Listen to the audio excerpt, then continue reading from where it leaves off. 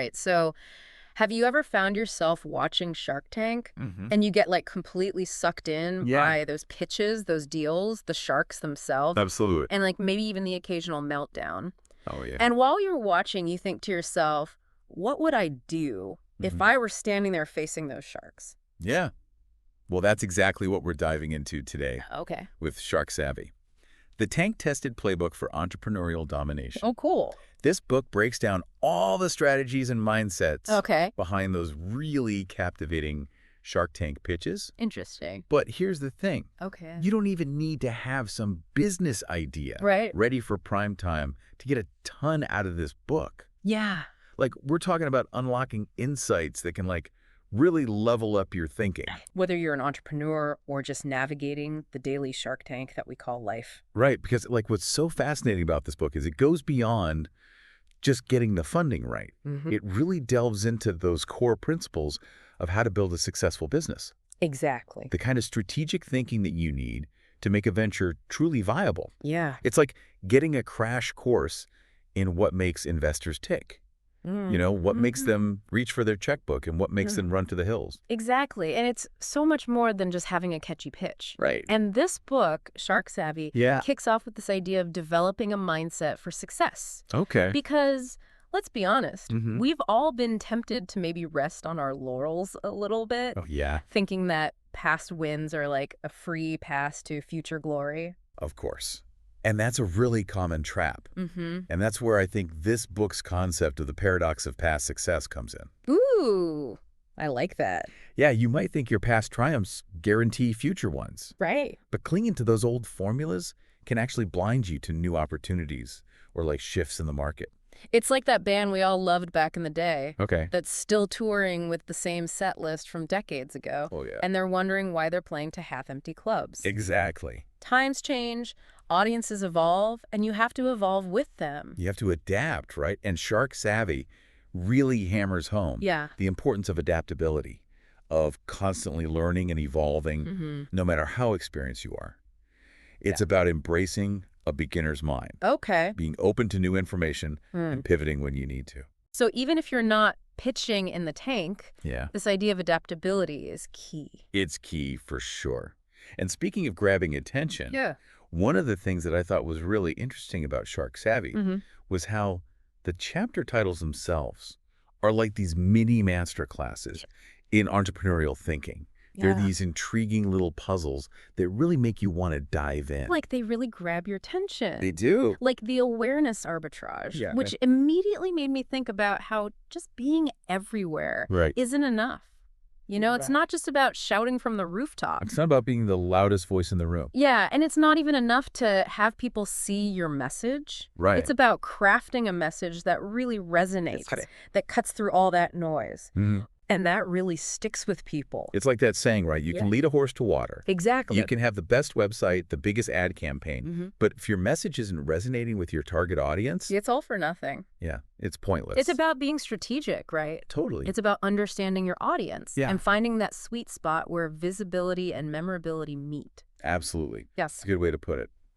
And speaking of finding that sweet spot, Okay. there's a whole chapter dedicated to the hyper niche gambit. Oh, yeah. And they use this really interesting example of a business laser focused on, Okay. wait for it, What is it? pairing the perfect wine with pizza. Really? Yeah, which sounds incredibly niche, Yeah. It's almost unbelievably so. It makes you wonder how many pizza and wine connoisseurs are out there. Right, but that's the whole point of the chapter. Okay. It begs the question, how do you determine if your niche is focused enough to stand out, but also broad enough to sustain an actual business? It's a tough thing to figure out. And a delicate balance for sure. But, you know, this idea of finding your niche, of really honing in on a very specific audience and their very specific needs, Yeah. that's something that I think resonates even outside the world of entrepreneurship. Oh, absolutely. Whether you're applying for a job in, you know, writing a blog post, or even just trying to connect with people, Yeah, understanding your audience is key. it's crucial. Yeah. Yeah, it really is about finding that sweet spot where your passion meets what people actually need. And speaking of passion, Shark Savvy also dives into this idea of the founder's paradox.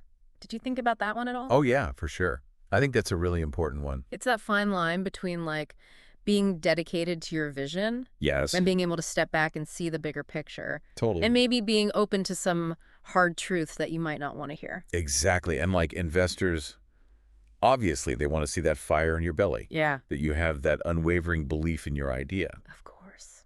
But, you know, there's a point where that passion can become a liability. Oh, yeah, definitely. Where it can blind you to potential issues. Right. Or like make you resistant to feedback.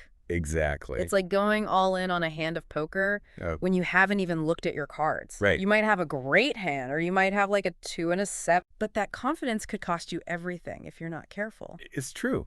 And that's why I think self-awareness is so important. Yeah. You have to ask yourself some really tough questions sometimes. For sure. Surround yourself with people who will challenge you. People that'll tell you when you're wrong. Exactly. And just be open to the possibility that maybe you don't have all the answers. You don't know everything, that's for sure. Which kind of brings us to another important point in the book. Okay. They talk about timing. Yeah. And they call it the timing tango. Oh, that's a good one. I really like that because it really captures how important timing is for an idea. It really is. Like you need to be able to show investors that there's a market for your product now.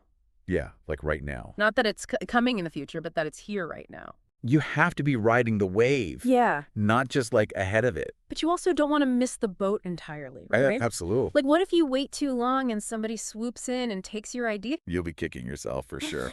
Gotta be such a hard balance to find. Well, and you have to be able to explain all that to the investors. That's right. Convince them that you're not just reacting to the market, but you're anticipating what's going to happen next. So we're back to storytelling then, right? Pretty much. You have to convince them with a good story. Investors hear pitches all day long, every day. I bet. So you have to do something to make yours stand out. It's about connecting with them. For sure. On an emotional level. Make them feel something. Yeah, exactly. And make them feel like they need to be a part of what you're doing. Okay, so speaking of connecting with people on an emotional level. Yeah.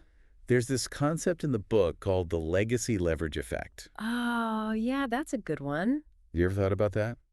All the time. I think it's so easy to get caught up in the hustle of it all. Totally. And we forget that some of the best businesses come from family knowledge. That's right. Like generations of experience. Yeah. It's amazing when you think about it. The book actually gives an example of someone who turns their grandmother's pie recipe No way. into $1 million business. Really? Yeah. And it's not about the recipe itself. It's about the story behind it. It's about family. Yes, exactly. It's like those recipes that we all have in our families that have been passed down. They represent something more than just food. They do. It's tradition. It's connection. Exactly. And that's something that I think people are really craving. Oh, yeah. In a world that's moving so fast. I agree. So I'm curious, have you thought about your own story? Totally. And, you know, you may not have a secret family recipe. Right. But we all have a story we can tell. Yeah, we all have experiences. And those experiences have shaped who we are. For sure. And Shark Savvy doesn't shy away from the really personal stories either. Like, what about the empathy to innovation pipeline? Oh, I love that chapter. It's really incredible when you think about it. It is. How our own problems can turn into really amazing ideas. It's like that saying, necessity's the mother of invention, right? Yeah. When you've dealt with something yourself, you're totally driven to make sure that other people don't have to go through the same thing. The book actually talks about a founder who built a $1 million business because of their experience with dyslexia. Wow. Because they understood that struggle so personally. Right. They were able to build a product that really resonated with other people going through the same thing. It just shows you that what we think of as our weaknesses can really be our strengths. Oh, sure. It's about changing how you think about your challenges and then using them to help you grow, to innovate, and to make a difference for other people.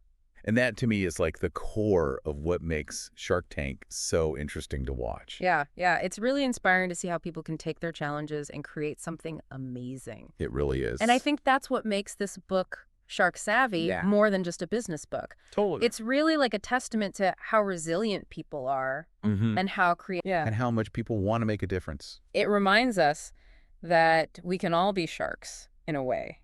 Yeah. We can all see opportunities and come up with new ideas. We can all create something new. And I think the cool thing about this book is it takes these entrepreneurs who were brave enough to go on Shark Tank And it shows us how to use those same lessons to make our own lives better. You're totally right. It's not just about business. It's about life. Exactly. Like, how can we use these ideas of adapting and thinking strategically and being good storytellers to achieve our own goals in our own lives? Exactly. And that's what I think is so cool about Shark Tank. Yeah. It takes all these complicated things about business and turns them into these really exciting stories. It's more interesting than just reading a textbook. You're watching real people with real dreams.